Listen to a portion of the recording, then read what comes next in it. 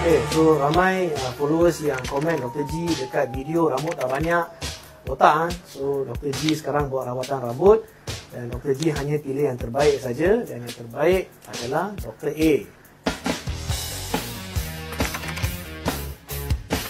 Advanced Hair Transplant Specialist.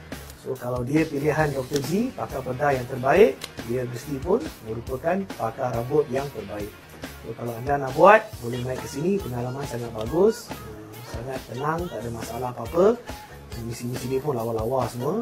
So jangan risau, dan anda akan have a good time dan result pun bagus. Doakan rambut Dr. G banyak lepas ni, boleh buat video yang lawa-lawa. Okay? Thank you so much, Dr. G.